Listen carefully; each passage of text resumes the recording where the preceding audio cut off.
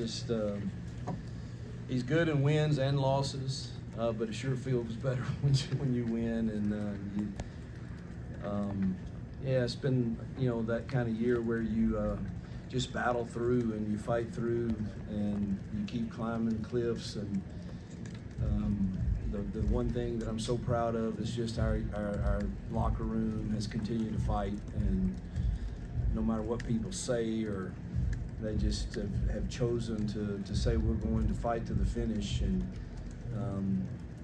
the cliffs that we have to climb, they're opportunities. They're opportunities for us to grow, not only as players but as men. And I'm proud of the way they've handled that with our staff, and thankful for our fans. They've stuck with us, and what an atmosphere they created tonight for us to play and to honor our seniors. Going out of Jordan-Hare with a win like that against what I think is a top 10 team. I mean, roster-wise, they're really, really talented and really good. And give them a lot of credit for fighting back and making it the game it was. And just so thankful to be at Auburn. Thankful that we can give our fans a win like that, and hopefully it's a sign of many to come. There's a lot of recruits in that locker room, and they need to come join us and help us continue to build our roster so that we can have more nights like this.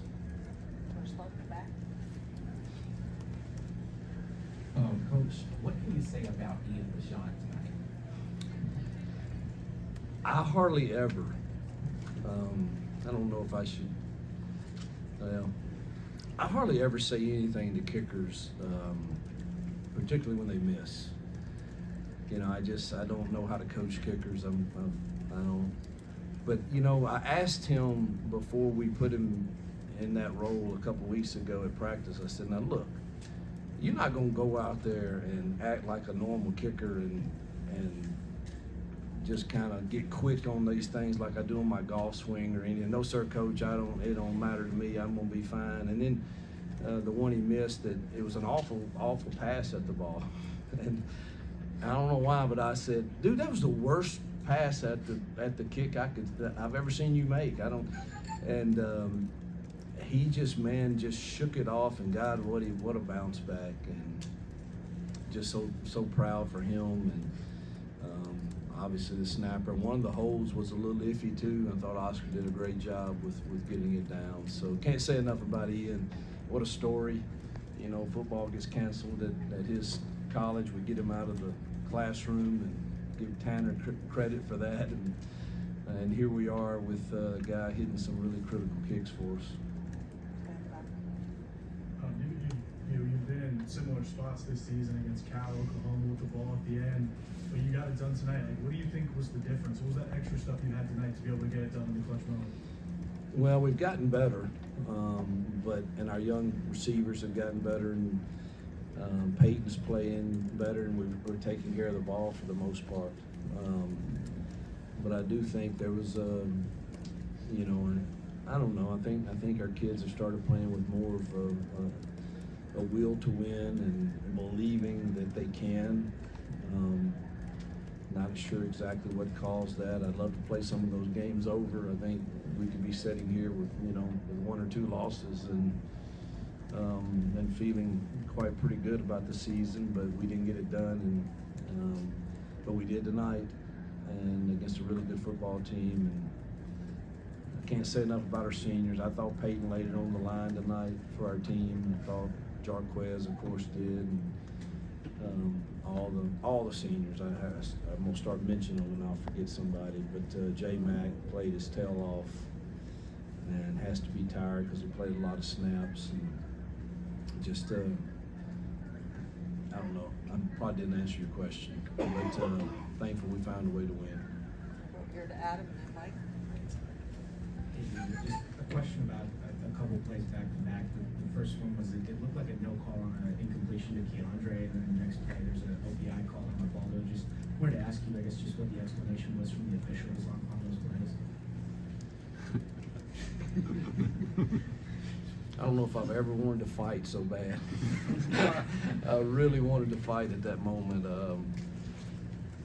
I'll have to watch it. It looked like on the screen that there was no contact really on the pig call, but I'll have to see it on film to be 100% sure. But it sure didn't feel good. I was livid and not very happy, and just that was thought both could have been called. One could have been called, against. Maybe they thought the ball was a little uncatchable, but it's hard to really tell when I thought he was getting his jersey held. And then I don't know where Dre got to on that play. He was down inside the 5 at least, or maybe closer, which would have given us a first and goal at the 2. So those were, it's a tough call for sure. And thankfully our kids had great composure, because I kind of did in there for a minute and kept playing. Mike and Jason. Coach, situational football is obviously something you guys practice. You had the ball again from multiple times this season with a few minutes left with a chance to win. Can you talk about your message to the team on that final drive with the ball when you got it back? Well, we felt pretty good offensively all night, and then they did some adjusting in the second half that put a little more heat on us, and I think they're one of the best defensive rosters we've faced. I mean, they can cause you problems now, and we lost some one-on-one battles in the run game against 5-man boxes, which we've been really successful at, and we were in the first half at running, but we did feel like we could move the football. And I think one of the biggest plays was Peyton's scramble, his willingness to pull it down and run and keep drives alive. But I thought we executed that with no timeouts pretty well, and really had a shot to win the game down there. We kept jumping off sides, which I have to figure out exactly what that hadn't been us all year. And they did present a lot of different looks where we had to check some protections, and I guess our linemen just got really jumpy when Peyton was trying to communicate those. But had a chance to win it, obviously in regulation. Wish we could have done that, but it sure made for some exciting football for a lot of people to watch tonight.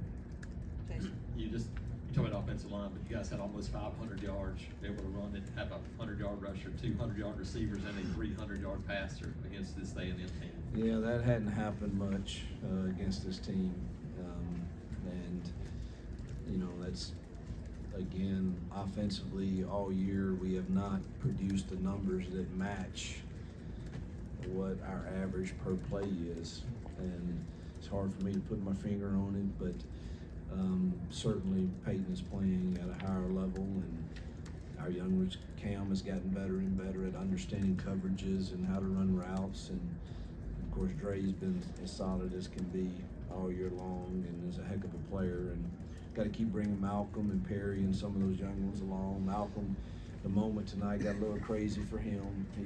He made a couple of MAs early that hurt Peyton, truthfully, in the passing game, and I thought Robert stepped in and played really solid too. So we put up some good numbers at times this year, particularly per play. It just hadn't matched the scores, and it's good tonight that it did. Here, Justin.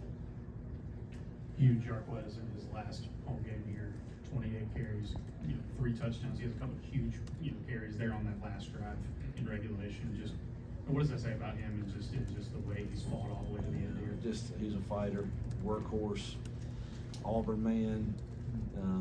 Has represented a program in the way you practice and prepare and play. He's a joy to coach, and we're gonna miss seeing him run around in this stadium for sure. And but glad he can go out like he did tonight, and he was one of the warriors that made it happen. We're going to finish up with a few up here. Okay, how does a win like this help propel you guys with that team-wide, but still trying to win out? And that's gonna hit next week to Tuscaloosa for the Iron Bowl. Oh man, I just want to enjoy tonight right now. But I know that the atmosphere tonight and us playing against another top, I don't know, what are they, 15 at least, top 15 team here with all the recruits that we have here that we want. That's really the momentum I want the momentum in the next week too, but I want both. I want us to continue to build. We've had, I know y'all get tired of hearing me say it, but we've had one top 10 class in my time here, and we're on our way to number 2, I believe, and we've got to finish. And a lot of crazy things can happen between now and next Wednesday, but there's a lot of those kids in that locker room and around here today, and a night like tonight can't hurt that. And yeah, it'll give us more confidence going into next week too, to go on the road and play another quality opponent. Coach, last week you talked about how your defense is just different since DeMarcus Riddick has kind of emerged. He had some really big plays tonight. Late in the game, it didn't look like he was on the field a couple times. Is there an injury issue? Is there something he was banged up with? No, they kept us in nickel defense a lot, you know, with their personnel, and he's our base guy.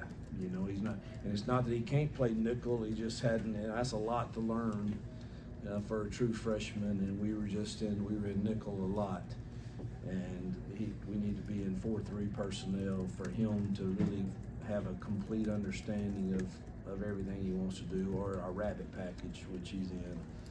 And we've kind of, DJ and them have done a good job getting him ready to understand those two things. And I think trying to put too much more on him, but it was really them keeping us. They kept us in nickel personnel a lot. They were in a lot of 0-2, 0-1 some weird personnels tonight. They really, I mean, seriously, we weren't really, hadn't shown a ton of that, and they stayed in a lot of it toward the end. We'll finish up here. You giving up 21 straight points. What did you kind of say to your team, and what does it say about them that they didn't quit? Well, I told them at halftime that easily could happen. I mean, this league is, I don't know if y'all are watching this league, but it's pretty brutal. It's a tough league to play in. And there's no game that's over. And you knew that they had players that would make a run, and if we don't, you know, it wasn't going to be easy. You know, I thought we had a critical 3rd and 1 that we really kind of, when we could get in tempo and win first down, we were pretty dang good. And we had a 3rd and 1, the second possession of the 3rd quarter, I believe, and we'd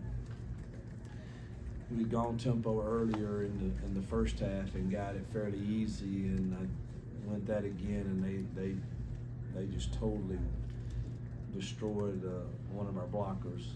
I won't say who it is because I don't want to embarrass him, but we really lost at the point of attack bad, and had to punt on 4th and this, and I was furious at myself because we had a really good 3rd and short package. If I didn't want to go fast, that I probably went to the well one too many times with tempo on that, and I thought that drive was kind of critical to us not getting that first down. But give them credit. I mean, they're a good football team, and you know they came back and they're well coached, and they got really good players, but our kids responded very, very well. Coach, thank you very much.